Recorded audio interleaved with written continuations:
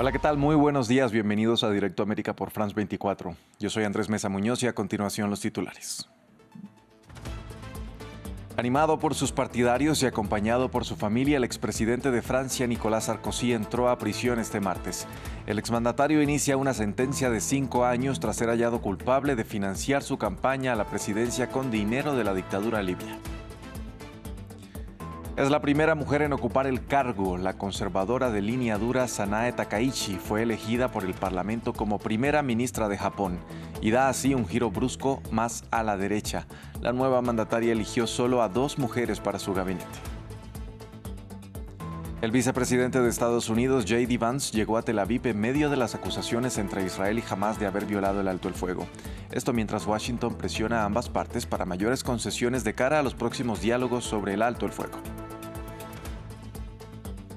Hoy es un día clave para Álvaro Uribe y la justicia colombiana. Este martes, el Tribunal Superior de Bogotá dará a conocer su decisión frente a la condena en primera instancia a 12 años de prisión contra el expresidente colombiano hallado culpable de soborno en actuación penal y fraude procesal, que fue apelada por su defensa.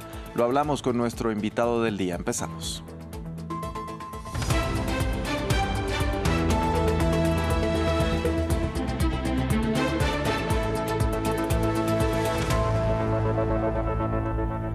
Vamos a iniciar en Francia. Nunca en la historia de la República Francesa o de la Unión Europea un antiguo jefe de Estado había dormido entre rejas.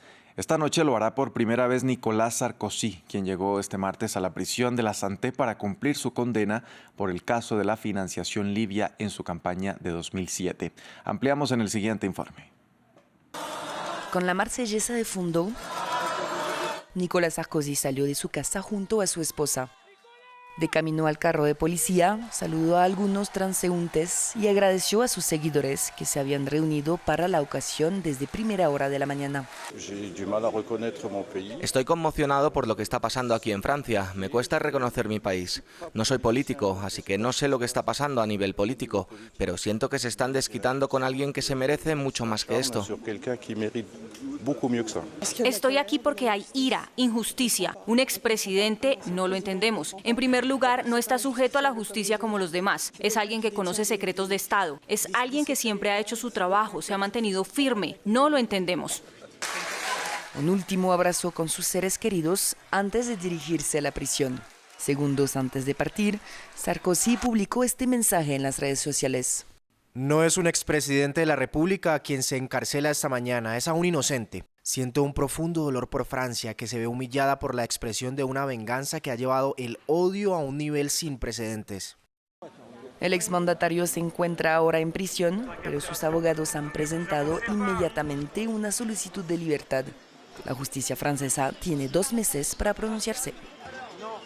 Pasamos ahora a Japón, que tiene una nueva primera ministra. Se trata de Sanae Takaichi, la primera mujer en ocupar este cargo y quien fue escogida en el Parlamento por una estrecha mayoría. Conservadora de línea dura y admiradora de la británica Margaret Thatcher, se espera que la política del país en materia de inmigración y de defensa den con ella un giro brusco hacia la derecha. Los detalles los tiene desde Tokio nuestra corresponsal Luza Medina. Sanae Takaichi hizo historia este martes al convertirse en la primera mujer en liderar Japón.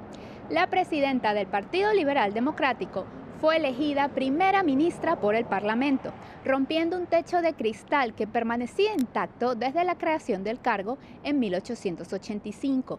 Takaichi obtuvo una amplia ventaja en la Cámara Baja gracias a la coalición sellada el lunes con el Partido de la Innovación de Japón, conocido como Ichin no Kai. Ambos suman 231 de los 233 escaños necesarios para la mayoría, lo que le garantiza una base parlamentaria sólida, aunque ajustada. En su primer gabinete, la nueva mandataria apostó por un equilibrio entre la continuidad y la renovación. Nombró ministra de Finanzas a Satsuki Katayama, la primera mujer en ocupar este cargo, y colocó a aliados cercanos en posiciones estratégicas, además de crear un cargo para la política migratoria, una de las grandes preocupaciones actuales. Sin embargo, solo 3 mujeres integrarán su equipo, según se conoció hoy, una cifra inferior a la esperada. A nivel político, Takaichi enfrenta el reto de mantener esta nueva coalición y estabilizar un país marcado por el envejecimiento poblacional, alta inflación, salarios estancados y la presión geopolítica en Asia. Con su llegada al poder, Japón abre una nueva etapa en la que por primera vez una mujer dirige el gobierno, en una sociedad donde la igualdad de género sigue siendo una tarea pendiente. En Gaza, el alto al fuego sigue vigente, pero la ONU denuncia una entrada escasa de la ayuda humanitaria mientras las partes se acercan a Tel Aviv para supervisar la hoja de ruta trazada por Donald Trump. El vicepresidente estadounidense J.D. Vance se encuentra en Tel Aviv, donde se reunirá durante los 2 días de su visita con el primer ministro Benjamin Netanyahu. Los enviados Steve Witkoff y Jared Kushner tuvieron un encuentro con los rehenes liberados. Más detalles en el siguiente informe. La hoja de ruta de Trump para la paz definitiva en Gaza avanza a cuentagotas. Un intercambio de rehenes y prisioneros que ya se produjo, pero faltan cadáveres por llegar y una entrada de ayuda humanitaria insuficiente según la ONU. Pero el mayor temor se produce en el cielo y el mediador Qatar ya lo denunció. Reiteramos nuestra condena de todas las violaciones y prácticas israelíes en Palestina, en particular la transformación de la Franja de Gaza en una zona inhabitable para los seres humanos, la continua violación del alto al fuego, la expansión de los asentamientos en Cisjordania, y los intentos de judaizar la mezquita de Al-Aqsa, al tiempo que afirmamos que la Franja de Gaza es parte integrante de los territorios palestinos del Estado palestino unificado. Los gazatíes, mientras, se preguntan de qué sirve un alto el fuego sobre el papel sin producirse sobre el terreno. Es el mismo sufrimiento, la tragedia es la misma. Estamos aquí buscando agua. Vengo desde lugares más lejanos solo para llenar un galón con agua que no puedo encontrar. Vas a comprarla, pero por supuesto, no hay manera, no hay liquidez y dicen que hay una tregua. Ellos violaron la tregua y afirman que nosotros la violamos. El vicepresidente estadounidense J.D. Vance aterrizó en Israel precisamente para supervisar una hoja de ruta que corre peligro. 2 días en los que se reúne con Netanyahu y compartirá sala con Steve Witkoff y Jared Kushner, quienes también se encuentran en el país y se reunieron este martes con rehenes liberados. Egipto también mandó al jefe de servicios de inteligencia, según medios egipcios. Unas visitas que se producen cuando el Ministerio de Sanidad gazatí reporta más muertes en el enclave. En Rusia, el ministro de Asuntos Exteriores, Sergei Lavrov, se refirió a la eventual reunión entre el presidente Vladimir Putin y el mandatario estadounidense Donald Trump, pero dijo que no había claridad en cuanto a las fechas de dicho encuentro, que según el jefe de la Casa Blanca, se celebraría en Budapest dentro de las siguientes semanas. Lavrov ya discutió con su homólogo estadounidense Marco Rubio por teléfono este lunes con el objetivo de organizar la cumbre. Quiero confirmarlo oficialmente. Rusia no ha cambiado su postura con respecto a los conceptos alcanzados durante las largas conversaciones entre Putin y Trump en Alaska. Estos conceptos se basan en el entendimiento alcanzado allí mismo. El presidente Trump expresó con gran claridad cuando dijo que necesitamos una paz duradera y sostenible. No un alto el fuego inmediato que no conducirá a nada. Nos mantenemos completamente fieles a esta fórmula. Y lo confirmé ayer hablando con Marco Rubio. A 21 años de cárcel fue condenado el hombre que disparó en mayo del año pasado contra el primer ministro de Eslovaquia, Robert Fico, y lo dejó herido. El sujeto de 72 años fue hallado culpable de cargos de terrorismo y dijo que apelaría el veredicto al que calificó de injusto. Durante su comparecencia en el tribunal, aseguró que su intención no era matar, sino herir a Fico para impedir que continuara sus políticas que, según él, perjudicaban la libertad y la cultura eslovacas. La capital peruana vive momentos de alta tensión tras una ola de protestas contra el crimen organizado y el gobierno lideradas por la Generación Z. Las manifestaciones marcadas por la violencia han dejado un muerto y más de un centenar de heridos, mientras el nuevo gobierno evalúa declarar el estado de emergencia. Ampliamos sobre la participación de los jóvenes en la protesta social en Perú en el informe de Samuel Salgado Castro. Los jóvenes lideran el descontento en Perú. Portando la bandera del manga One Piece, símbolo de rebeldía, la Generación Z tomó las calles en una movilización sin precedentes. ¡Que se vayan todos!, gritan. Un canto a la indignación contra el crimen organizado y 2 gobiernos, el de la destituida Dina Boluarte y el del interino José Gerí. Entonces, lo que creo que nosotros buscamos no es que se genere algo como Nepal, sino creo que nosotros buscamos que el gobierno nos haga caso que se dé cuenta que el pueblo está descontento, ¿no?, con lo que ellos mismos están generando. Los reclamos han sido reprimidos por las fuerzas de seguridad. El rapero Eduardo Ruiz fue presuntamente asesinado por la policía y más de 100 personas, entre policías y civiles, han resultado heridos. Angelo Nael Genti, un estudiante de 19 años, fue arrestado y herido con 2 balas de perdigón durante las manifestaciones. Tenía ese miedo de que de alguna manera no regresara o de que nadie supiera quién era y de la nada dejara de estar, o sea, de más o menos desaparecer. La respuesta de las fuerzas del Estado ha avivado la furia de los jóvenes contra el gobierno de José Gerí. El antiguo líder del Parlamento asumió la presidencia tras la destitución de Dina Boluarte el 10 de octubre. Gerí pidió al Congreso poderes especiales para legislar en seguridad ciudadana y evalúa declarar el estado de emergencia en Lima, lo que podría incluir un toque de queda y el despliegue del ejército. Por el momento fue denunciado constitucionalmente tras la muerte del rapero durante las marchas el pasado 15 de octubre. Una amenaza para la generación Z inspirada en la lucha global de los jóvenes contra el statu quo, en un país que ha tenido 7 gobiernos en una década. Este martes sale a la venta un nuevo libro escrito por una de las víctimas de Jeffrey Epstein, en el que se lanzan acusaciones explosivas contra el príncipe Andrés de la monarquía británica. La autora, Virginia Giuffre, se suicidó en abril. Antes de su muerte llegó a un acuerdo legal con el príncipe Andrés, quien niega todas las acusaciones y renunció a algunos de sus títulos nobles. Los detalles en el siguiente informe. Virginia Giuffre afirma que era una empleada de 16 años en el complejo turístico de Donald Trump en Florida cuando Ghislaine Maxwell la reclutó para la red de tráfico sexual de Jeffrey Epstein. Fui reclutada a una edad muy temprana en Mar-a-Lago y atrapada en un mundo que no entendía. Giuffre, que se suicidó el pasado mes de abril a los 41 años, ha publicado póstumamente un libro titulado Nobody's Girl, que traduce La chica de nadie. En él relata los abusos que según ella sufrió a manos de Epstein y su amigo el príncipe Andrés. Giuffre escribe que el príncipe de la monarquía británica consideraba que era su derecho innato tener relaciones sexuales con ella y que la obligó a hacerlo en 3 ocasiones, incluso cuando era menor de edad, con solo 17 años. Acusaciones que el príncipe Andrés niega rotundamente. Cuando dio un paso al frente, dijo que el príncipe Andrés intentó silenciarla. Escribe: Después de poner en duda mi credibilidad durante tanto tiempo, el equipo del príncipe Andrés llegó incluso a intentar contratar a troles de internet para acosarme. El duque de York también me debía una disculpa significativa. Giuffre demandó al príncipe Andrés y en 2022 llegó a un acuerdo legal confidencial. Virginia Giuffre dijo que aceptó una cláusula de silencio de 1 año para evitar un escándalo para la familia real durante las celebraciones del jubileo de platino de la difunta reina. El acuerdo incluía una cantidad de dinero no revelada que, según se ha informado ampliamente, asciende a 12 millones de libras esterlinas, unos 14 millones de euros, así como una declaración personal del príncipe. Ella escribe: Por supuesto, nunca obtendríamos una confesión. Eso es lo que los acuerdos están diseñados para evitar. Pero intentábamos conseguir lo mejor posible, un reconocimiento general de lo que había pasado.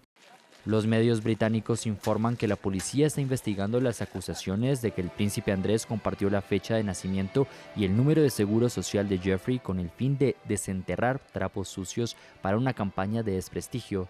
Apenas unos días antes de la publicación del libro, el príncipe Andrés anunció que renunciaba a algunos de sus títulos reales, incluido el duque de York, pero sigue siendo príncipe y la familia real está sometida a una presión cada vez mayor para que le despoje por completo de su estatus real. Y cerramos en India. La calidad del aire de la capital del país registró este martes niveles peligrosos en medio de una espesa capa de smog que dejó un paisaje casi oculto, miren ustedes, y que se dio en parte al uso de petardos durante el Festival Hindú de las Luces. De esta manera, Nueva Delhi amaneció como la ciudad más contaminada del mundo al registrar, según los expertos, un nivel de contaminación que superó más de 64 veces los valores recomendados por la ONU. Vamos con nuestro invitado del día. Hoy el expresidente de Colombia, Álvaro Uribe, conocerá si se mantiene en firme la sentencia a 12 años en prisión en su contra por los delitos de fraude procesal y soborno a testigos. En cualquier momento, el Tribunal Superior de Bogotá dará a conocer su decisión tras la apelación presentada por su defensa, en el que se ha convertido en uno de los procesos más mediáticos en el país sudamericano. Para hablar sobre este tema, saludamos a esta hora al senador Iván Cepeda, denunciante en este caso. Senador Cepeda, muy buenos días, bienvenido a France 24. Sí, buenos días, me complace saludarlos. Senador, se trata de la primera vez que un expresidente es juzgado por la justicia ordinaria y condenado. ¿El fallo podría marcar un punto de inflexión? ¿Qué cree usted? Sin duda ya lo ha marcado, creo yo, porque no solamente la justicia ordinaria, es la primera vez en cualquier tipo de jurisdicción que en Colombia se ha llegado a la condena de un jefe de Estado, bueno, en este caso un ex jefe de Estado, y evidentemente eso suscita ya un precedente fundamental, independientemente de qué pasa en el día de hoy. Hay que agregar que en estos días también fue objeto de una condena judicial quien fuera el intermediario que fue a las cárceles a buscar falsos testigos del señor Uribe, el señor Diego Javier Cadena, que es su abogado, y por lo tanto se suma esta condena a la primera.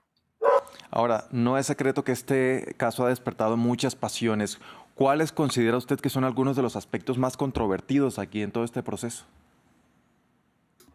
Bueno, en general la figura de Álvaro Uribe es una figura polémica, es un dirigente que ejerció durante 2 mandatos de gobierno. Durante esos 2 gobiernos se presentaron hechos graves en materia de derechos humanos. Se desarrolló el llamado escándalo de la parapolítica, que llevó a la cárcel a 70 congresistas de la coalición del entonces presidente Uribe, y bajo esa perspectiva pues es una persona que ha estado siempre en el centro de la atención y del debate público. Senador, y es que la polémica también ha rodeado ciertamente a su figura. ¿Qué mensaje puede enviar a quienes lo acusan de judicializar la política o de politizar la justicia, más bien, en medio de una campaña por la presidencia que podríamos decir que ya inició? Sí, lo primero es señalar que yo no fui el que comenzó este litigio. Me disculpan, estoy en ambiente doméstico. Claro que sí. Pero fue el expresidente Uribe quien me denunció. Y lo hizo hace 13 años, cuando yo no era candidato a la presidencia. Así que este es un litigio que tiene una historia muy larga y en la cual Uribe tuvo un papel muy claro.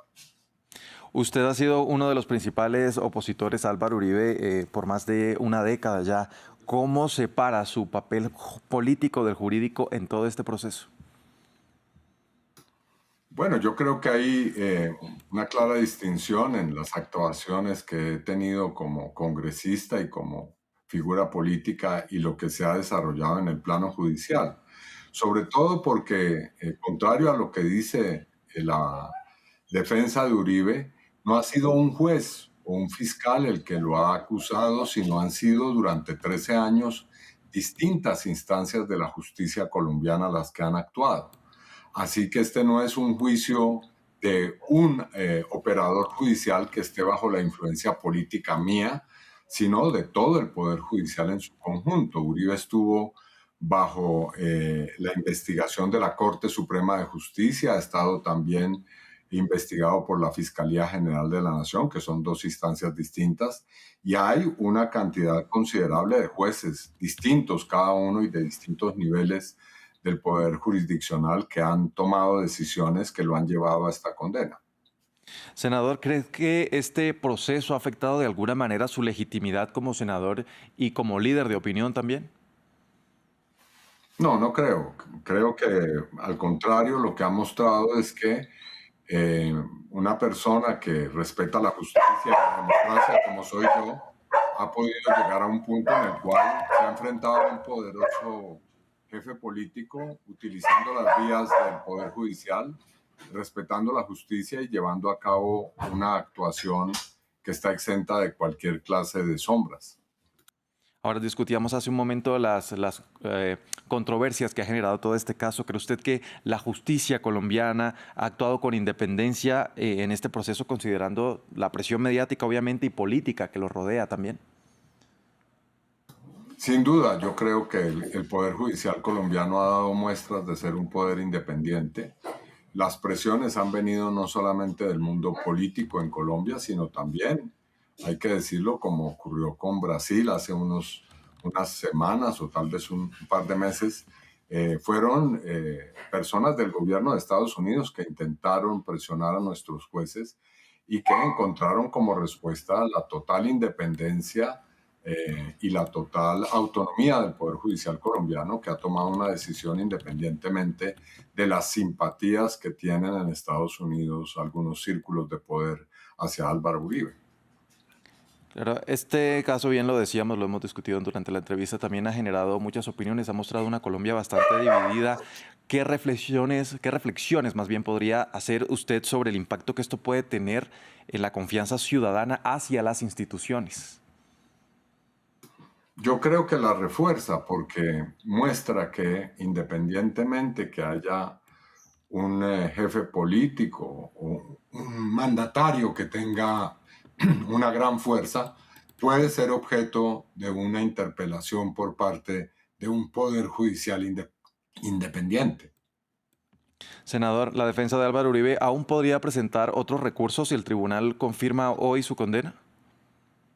Sí, él puede apelar a una última instancia, pero esta última instancia, que es la llamada casación, ya no se ocupa del contenido propiamente del proceso judicial, sino de aspectos formales. Así que la decisión de hoy tiene sin lugar a dudas un valor especial. Ahora, en caso de ser absuelto, ¿cómo cree que puede planear reconstruir su imagen pública y también su rol como senador?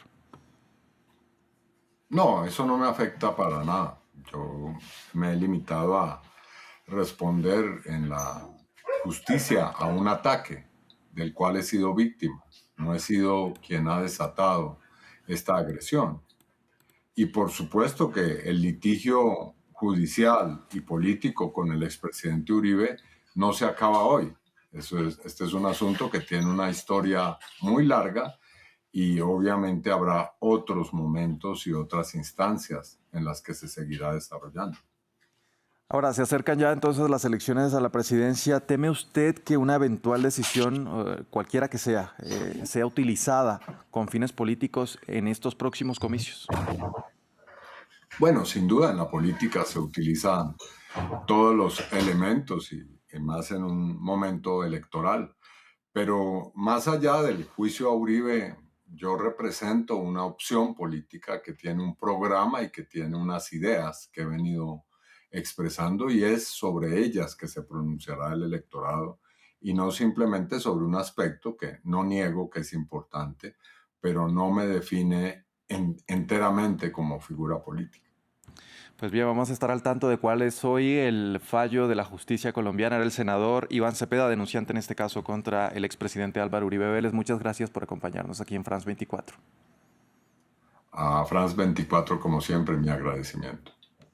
Y a ustedes, televidentes, también gracias por sintonizarnos. Continúen con toda nuestra programación.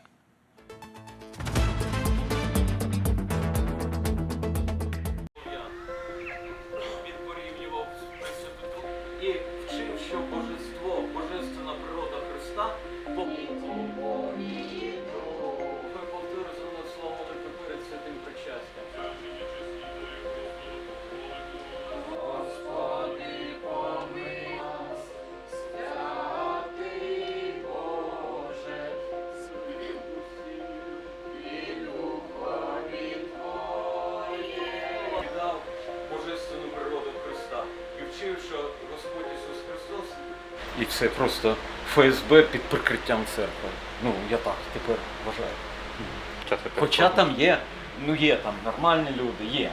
Там, але бояться, мовчать, і так далі. І ще ніхто не наважувався проходити тією дорогою.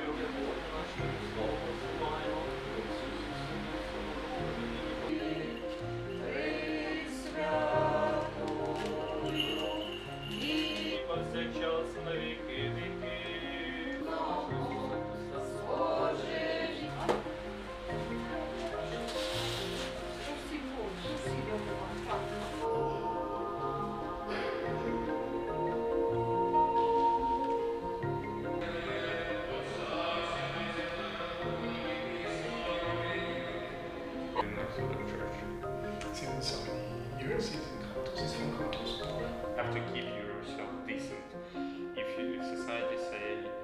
Изначально, когда принимали этот закон, основная подоплека была то, что те люди, которые авторы этого закона, они выставляли нас, церковь, как некое политическое образование, скажем так, которое как-то связано с Россией, там, с Путиным или с ФСБ, там, или неизвестно с чем.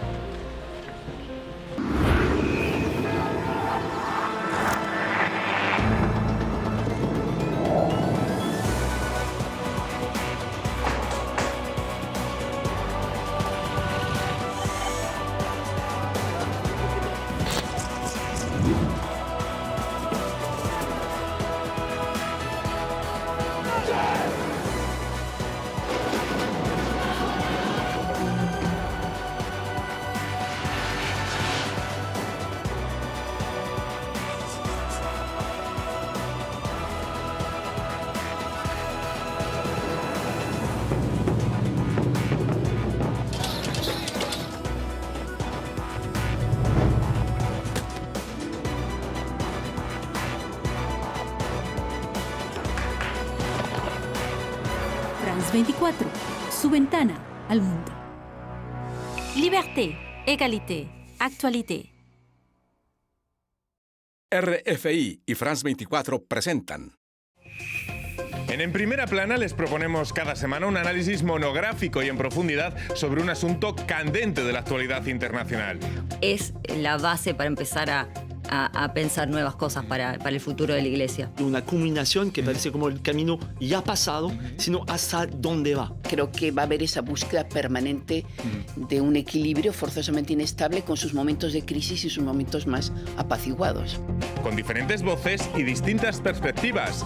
Lo que los gobiernos tienen que hacer básicamente ahora es tener una nueva visión del sistema de cuidados. No se pierdan cada semana nuestra ventana abierta al mundo. No se pierdan En Primera Plana. En Primera Plana, un programa en colaboración con RFI presentado por Carlos Herranz.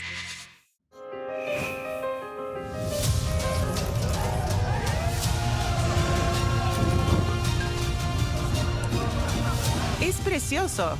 Lo escuché sin parar. Es histórico. Me encanta.